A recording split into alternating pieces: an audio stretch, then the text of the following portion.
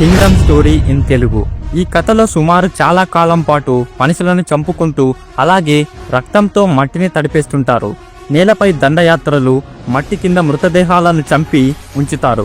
ఇంతటి భయంకర యుద్ధం సుమారు 1000 సంవత్సరాల క్రితం మొదలైంది. ఇది సముద్ర తీర ప్రాంతాలలో చాలా భయంకరమైన వినాశనం జరుగుతుంటుంది.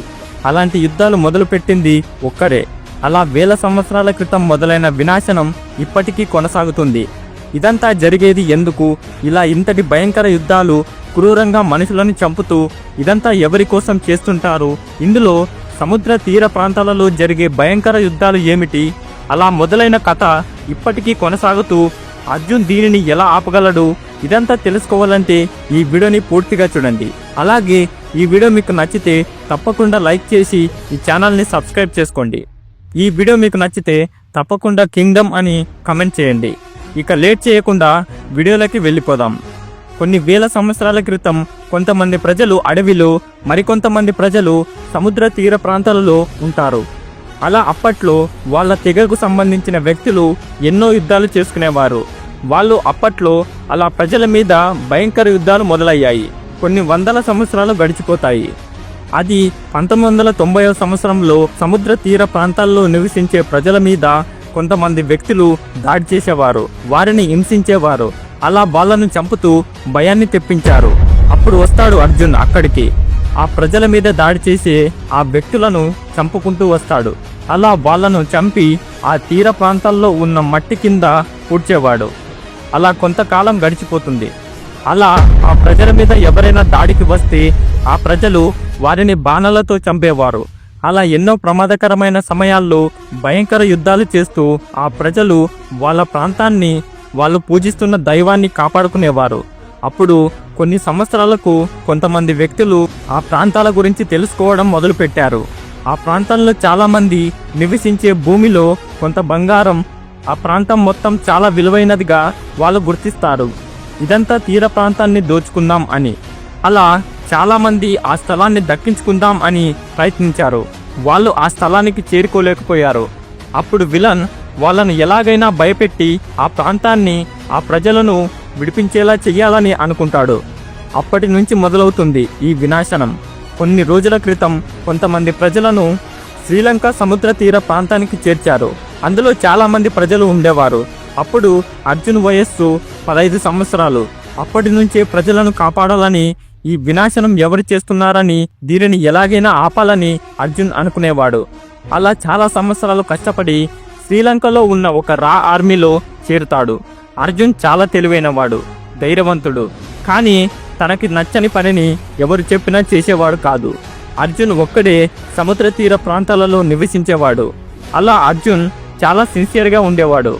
అంతలో తీర ప్రాంతాల ప్రజలు చాలామంది కనపడకపోతుంటారు. రోజులు గడుస్తాయి, కానీ వాళ్ళు ఇంకా కనిపించకపోతారు. వారిని కనిపెట్టాలని అర్జున్ని రా ఏజెంట్ ఆఫీసర్ పంపిస్తాడు. వారు ఎలా కనిపించలేదు, ఏ ప్రాంతం నుండి వాళ్ళు వెళ్ళిపోయి ఉంటారు అని అర్జున్ తెలుసుకోవడానికి బయలుదేరుతాడు. ఆ తీర ప్రాంతంలోకి రాగానే చాలామంది ప్రజలు ఏడుస్తూ ఉంటారు. వాళ్ళందరూ ఎందుకు ఏడుస్తున్నారు, అక్కడ ఏం జరిగింది? అర్జున్ వెళ్ళి చూస్తాడు. కానీ ఆ ప్రాంతం ప్రజలు చనిపోయి రక్తం నీరులా కనిపిస్తుంది. చాలా ప్రమాదకరమైన స్థలంగా మార్చేశారు.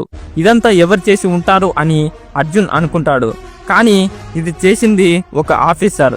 తను ఇదంతా చేయడానికి కారణం, ఒకప్పుడు అతను రాలో పనిచేసేవాడు. ఇతను చేసిన పనులను ఎవరు గుర్తించలేదు. అంతేకాకుండా అతని కుటుంబం ఆ తీర ప్రాంతాల్లో జరిగిన వినాశనంలో చనిపోతుంది. ఆ ఆఫీసర్ కుటుంబం చనిపోయింది. అలా అతనికి అన్యాయం జరిగి రాలో నుంచి అతనిని బయటకు పంపేశారు. శ్రీలంక ఆర్మీ అతనిని ఒక క్రిమినల్ వ్యక్తిగా మార్చారు. అతనిని దేశం నుంచి పంపించి వేసింది. అప్పుడు ఆ ఆఫీసర్ విలన్ కలిసి ఆ ప్రాంతం గురించి తెలుసుకొని వాటిని దక్కించుకోవాలంటే ఆ ప్రాంతం ప్రజలు చనిపోవాలి, ఆ ప్రాంతం ప్రజలను చంపేయాలి. అప్పటి తెగ ప్రజలు చాలా వినాశనం చేశారు. ఇక్కడితో ఇంటర్వెల్.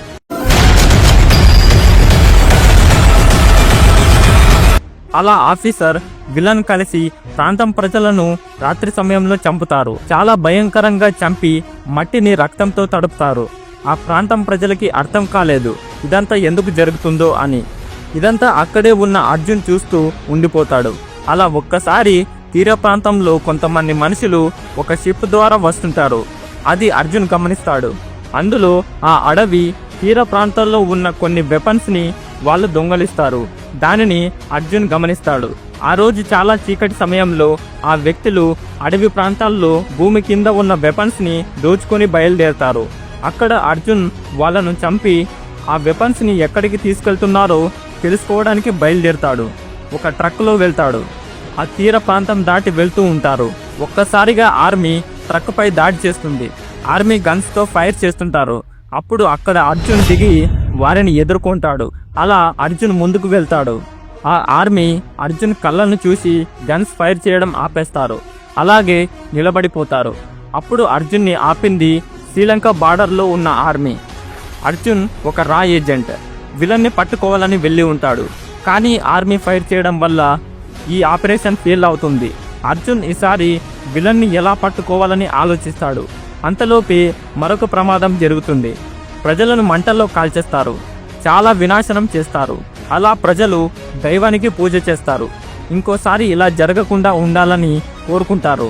అలా కొన్ని రోజులు గడిచిపోతాయి. అర్జున్ రా ఏజెంట్ ఆఫీసర్ కలిసి ఒక ప్లాన్ వేస్తారు. అర్జున్తో రా ఏజెంట్ ఆఫీసర్ ఇలా అంటాడు, నిన్ను ఒక దేశద్రోహిగా, ఒక క్రిమినల్గా నిన్ను మారుస్తాం. నిన్ను ఆర్మీకి మోసం చేసిన వ్యక్తిగా చేసి జైల్లో ఉంచుతాం అని ఆఫీసర్ అంటాడు. అర్జున్ దానికి ఒప్పుకుంటాడు. అర్జున్ దానికి ఒప్పుకొని తర్వాత ఏం చేయాలని అడుగుతాడు. అర్జున్ని ఆర్మీ అరెస్ట్ చేసి జైల్లో ఉంచుతుంది. అది విలన్కి తెలుస్తుంది. అర్జున్ని తప్పించాలని విలన్ ప్లాన్ చేస్తాడు. ఆ జైల్లో అర్జున్ని తప్పించడానికి కొంతమందిని పంపిస్తాడు. రా ఏజెంట్ ఆఫీసర్ అర్జున్తో ఇలా అంటాడు, ఇప్పుడు నువ్వు జైలు నుంచి తప్పించుకుంటావు. నువ్వు ఆ విలన్ దగ్గరికి వెళ్తావు. తర్వాత ఏం చేయాలో నీకు తెలుసు కదా. అర్జున్తో ఆఫీసర్ అంటాడు, సరే అయితే నేను మొత్తాన్ని తగలబెట్టేస్తా అంటాడు. అలా అర్జున్ ప్లాన్ ప్రకారం జైలు నుంచి అర్జున్ని విలన్ తప్పిస్తాడు. విలన్ దగ్గరికి తీసుకెళ్తారు. అప్పుడు అర్జున్ ఆ విలన్ని, ఆ మనుషులను చూస్తాడు. మొత్తం చీకటిగా మారుతుంది. అర్జున్ ఆ చీకటిలో అక్కడ ఉన్న వాళ్ళ అందరినీ చంపి ఉంటాడు. అక్కడ వాళ్ళ స్థలాన్ని రక్తంతో తడిపేసి ఉంటాడు. అర్జున్ విలన్ని కొట్టి ఒక జీప్లో తీసుకెళ్తాడు. అప్పుడు ఆ జీప్ పై మంటలతో దాడి చేస్తారు. ఆ గేట్ని బద్దలు కొట్టుకుని వెళ్ళిపోతారు.